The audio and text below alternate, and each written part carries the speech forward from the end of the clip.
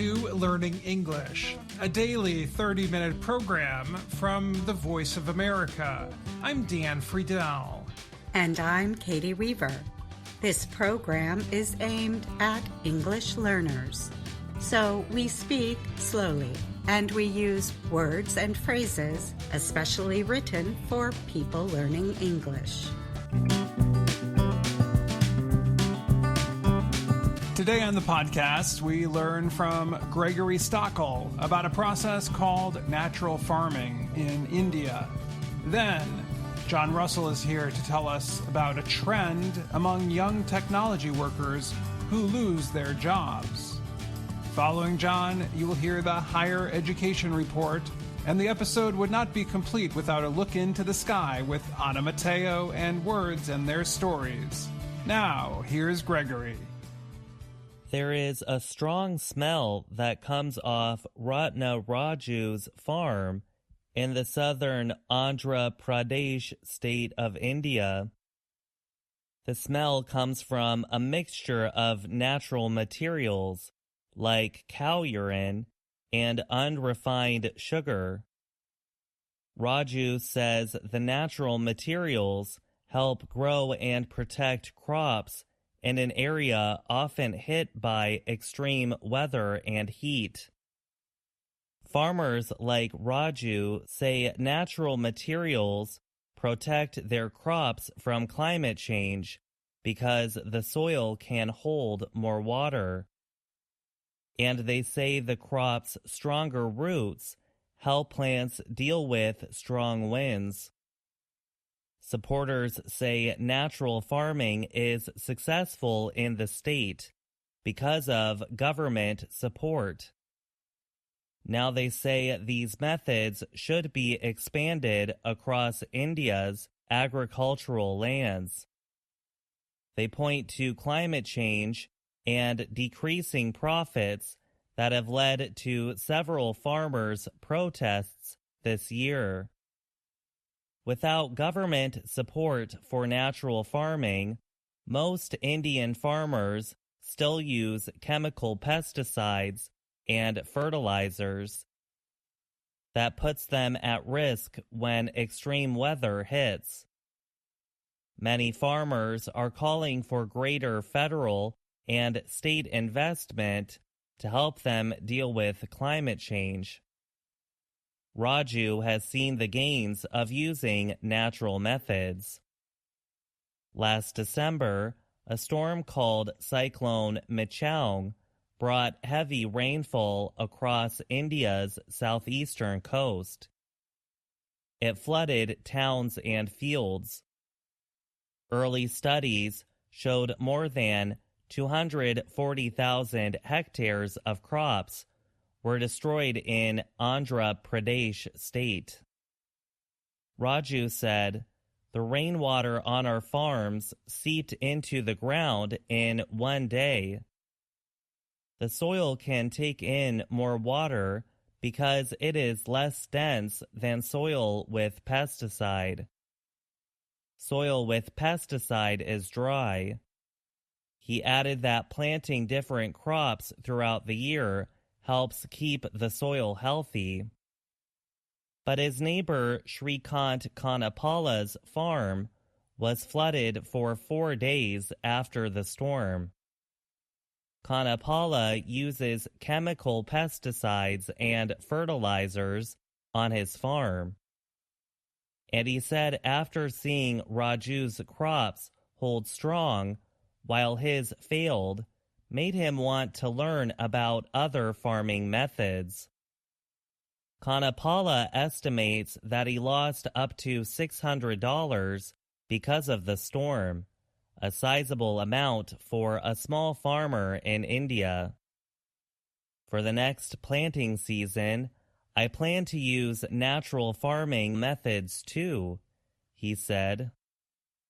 Raitu Sadikara Samstha is a government-backed organization launched in 2016 to support natural farming.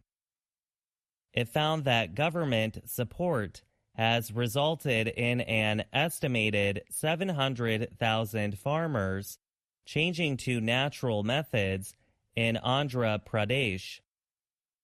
And the state hopes that all of its 6 million farmers will use natural farming by the end of 2030. Mirabai Chundaru is one of the first in the area to start using natural farming.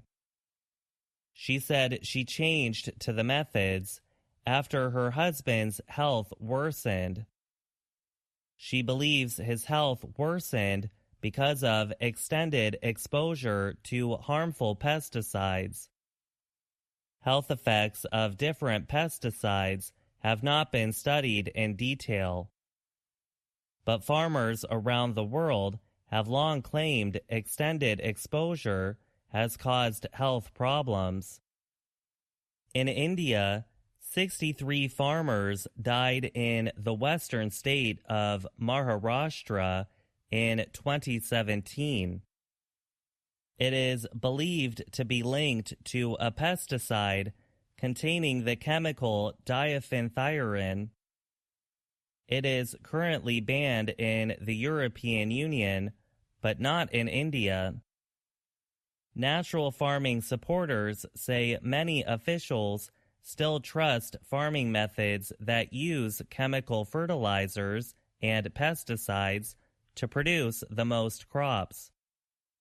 This year, the Indian government has set $20 billion in fertilizer financial support, but it only set aside $55 million for natural farming. Chundaru hopes that will change. She said, with natural farming, we can provide nutrient-rich food, soil, and physical health to future generations. I'm Gregory Stockel.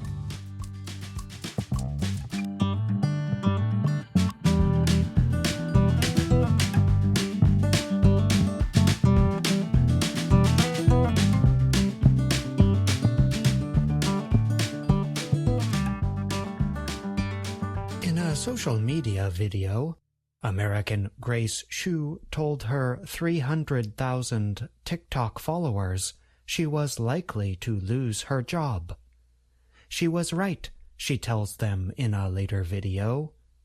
But she was planning to seek a different career anyway, as a content creator. I guess the decision has been made on my behalf, she tells viewers in the video posted earlier this year. The universe has spoken. The job market in the United States seems to be holding strong, with employers adding 303,000 workers in March. The jobless rate has remained below 4% for 26 straight months. That is the longest continuous period at that rate since the 1960s. But the numbers do not necessarily ease worries for thousands of people who have found themselves out of work. Hiring has largely taken place in only a few industries.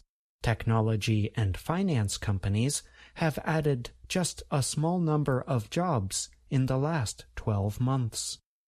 Some recently jobless Americans, like the 26-year-old Hsu, are turning away from traditional employment.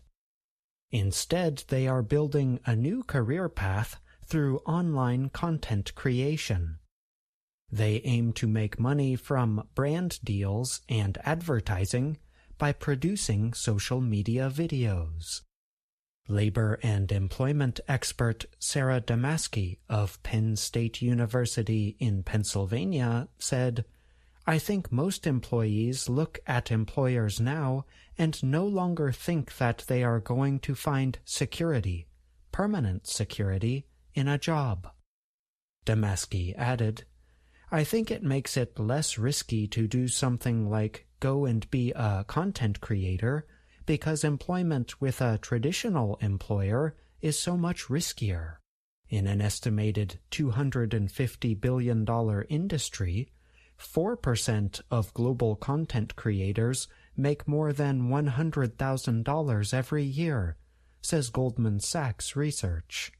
YouTube, considered by creators to be one of the best platforms for earning money, has more than 3 million channels in its YouTube Partner program. A spokesperson said the platform paid producers more than $70 billion in the last 3 years. Meanwhile, TikTok, which faces the threat of a U.S. national ban that could hurt the video creation business, has seen a 15% growth in user monetization, a company spokesperson said. Many people turn to full-time content creation only after they have seen good results from putting in the work, said Brooke Aaron Duffy, an expert with Cornell University in New York. The pandemic also changed how U.S. employees consider their work lives. Many seek more control over their schedules and the ability to work from home. In February, nearly 440,000 people applied to start their own businesses, up nearly 50% from a monthly 300,000 just before the pandemic, the U.S. Census Bureau says. Among those who started businesses are content creators, although they likely make up only a small percentage of the total.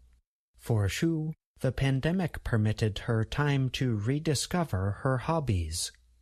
She started making content at that time as at Amazingish Grace on TikTok. She built up a following. Even when she left her banking job to move into the tech field for a better work-life balance, she kept on making content. Shu lost her job last summer. She said she wondered at the time if she should go to content creation full-time. She had a deep fear of ruining things she loved by turning them into work. But the job loss sped up her plans. You just have to have this belief that, once your life is wide open for something, it will come, she said. Otherwise, you'll drive yourself crazy thinking about it. I'm John Russell.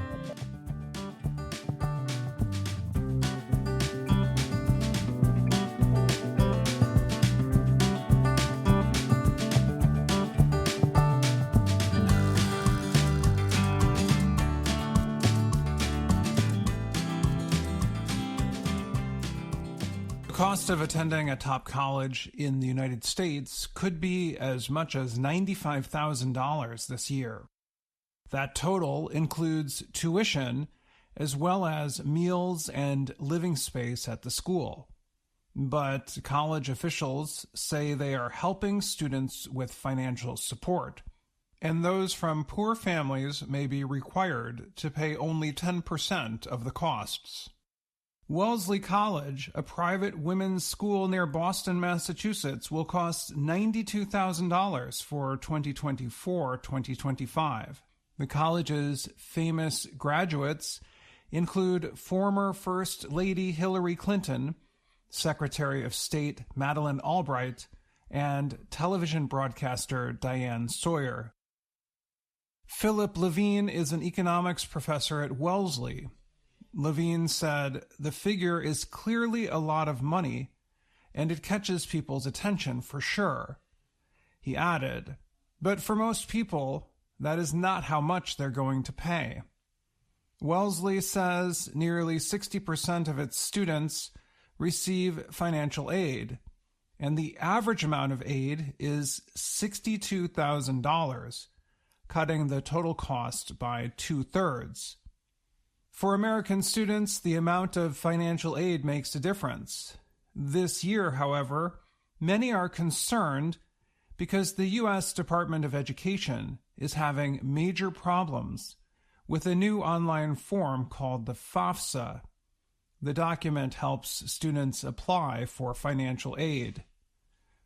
One concern is that American-born children of undocumented immigrants must provide information about their parents, but the parents may not have the needed identity documentation or may be worried about showing themselves to the government.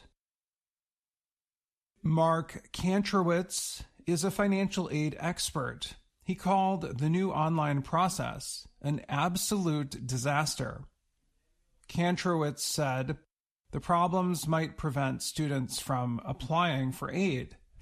That, in turn, could lower the number of students going to college and force some schools to close.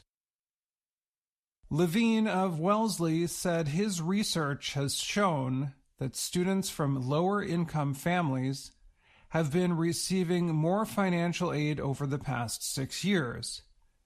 But he worries that the difference between the advertised cost and the actual cost will keep some students from applying to top colleges like Wellesley.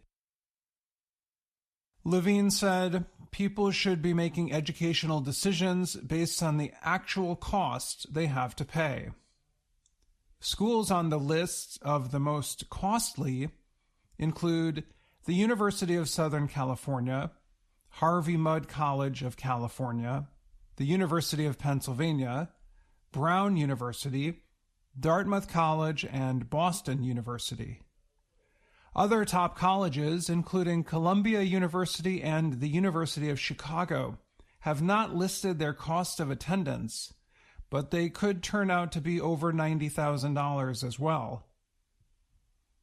Harvard University says its cost of attendance will be $91,000 next year, but the school notes that the average cost for families is only $13,000, and many pay nothing at all. Harvard can support many of its students because its endowment is more than $50 billion, the largest of any university in the U.S. The College Board is a nonprofit education organization that conducts the SAT college admission test. The group's research shows the average cost at private colleges and universities last year was $60,000. At public colleges and universities, the cost was $29,000 for students from the same state. It was $47,000 for out-of-state students. Kantrowitz said that although many receive financial aid, most students still need an additional $10,000 for college each year. So families are forced to borrow that money or come up with that money from some other source, he added. Even with the rising costs, Kantrowitz said he believes college is still a good investment as long as borrowing does not get out of control and students complete their studies.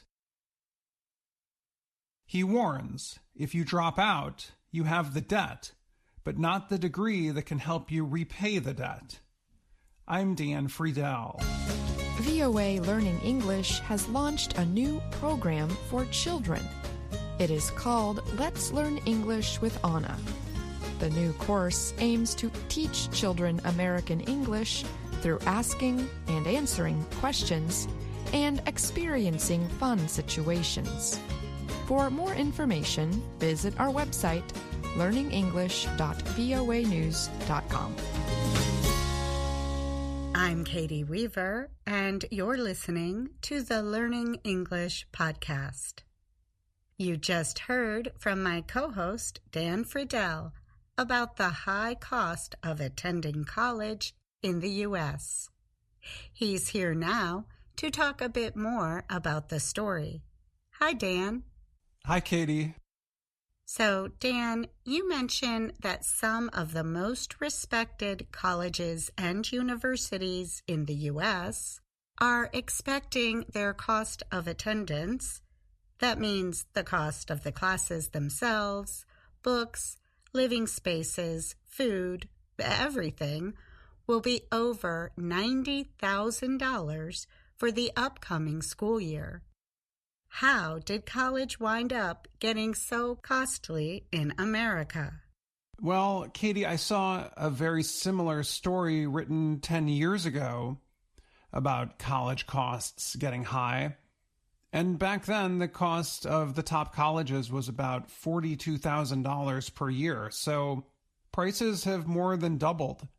It is shocking. Experts say the increase is a combination of many factors. Inflation makes everything more costly. State governments are providing less money for higher education. There are fewer young people of college age right now, so all students have to pay a little bit more. And some schools probably say their sports coaches are getting more money than ever, so the cost for everyone goes up too. It is not just one thing. But the story argues that very few students at a school such as the University of Southern California will actually pay $95,000 this year, right? Well, that is true. Some universities say the actual cost of attendance for the student who pays the middle amount among all students is much lower. But that still means a good number of students are paying close to what we would call sticker price in the U.S. That is a term that is taken from auto sales, by the way. The sticker on the window of a new car shows the price. That's right, Dan. But the sticker price is usually the starting point for a negotiation. I imagine it could be very difficult to negotiate with a famous college. You're right, Katie. Most families are not in a position to negotiate with Columbia, Brown, or Harvard. That means new parents need to start thinking about paying for college as soon as a child is born. It is scary to think college costs could double again in 10 years. You're right, Dan. It is scary. I'm glad my kids are almost done with college. That's a relief. I feel for those young families. Thanks for the update, Dan. You're welcome, Katie. I'm always happy to help.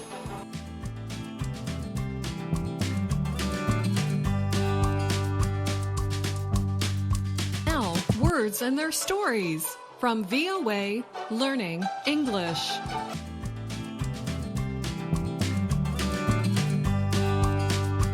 Looking up at a star-filled night sky can be one of the most beautiful sights to see.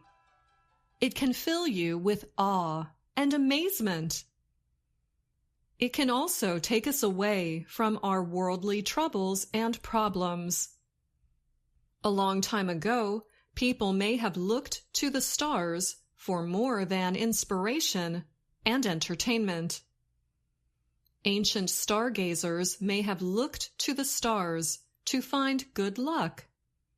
In modern times, people who believe in astrology also look to the stars for guidance and advice on how to improve their lives. Stars have served us in many ways throughout human history. So it is not surprising that we have an expression that thanks them. When we say, "Thank your lucky stars," we are expressing gratitude for something. We use this expression to show our appreciation for something good in our lives. For example, I thank my lucky stars for my health and also a career that I love. We often use the expression with the word should. For example, my friend should thank her lucky stars for her amazing brother. He has helped her many times over the years. This saying means that you should be grateful for your good luck. Thanking the stars in ancient times may have been a type of superstition. But these days, it simply means we are thankful. Let's hear what some of my coworkers thank their lucky stars for. First is Dan Friedel. I thank my lucky stars for the people who came before me. and taught me lessons about life I put into practice today. And here is Dorothy Gundy. I thank my lucky stars that the rain has stopped and the children can play outdoors. Sometimes we use the word count in this expression. Saying I count my lucky stars doesn't change the meaning. For example, I count my lucky stars for my family and friends. Now let's hear this expression used in a conversation. Are you okay? You look terrible. I rear-ended a garbage truck on my drive over here. Oh no, was anyone hurt? No, thankfully. But I really damaged my car. It's going to cost a lot to fix it. Well, crashing into the back of a trash truck will do that. What happened? I dropped a piece of chocolate and looked down for a minute to find it. When I looked up, the trash truck was stopped right in front of me. Wow. You should count your lucky stars that you weren't seriously injured. I know. I'm very thankful, and I need to be more careful. But in my defense, it was really good chocolate. We here at VOA Learning English thank our lucky stars for all of our listeners. What do you count your lucky stars for? Tell us in the comments section or send us an email at learningenglish@voanews.com. And that's all for this week's Words and Their Stories. Until next time, I'm Anna Mateo.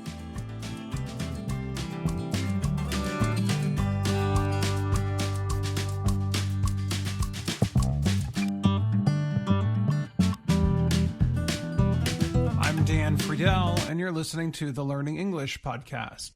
Here in the United States, we are coming off a week where a lot of people spent time looking up at the sky. There was a solar eclipse. Anna Mateo is here now to talk with us about a saying that also has to do with looking toward the heavens. Dan, we are talking about thanking our lucky stars. And what does that saying mean? Well, it is a way to express appreciation for some good fortune. It comes from the old belief that the way the stars and planets move in the sky affect what happens in our lives here on Earth. It sounds a bit like a superstition, right? That's true. But people have all kinds of superstitions. You can have a lucky rabbit's foot or lucky socks.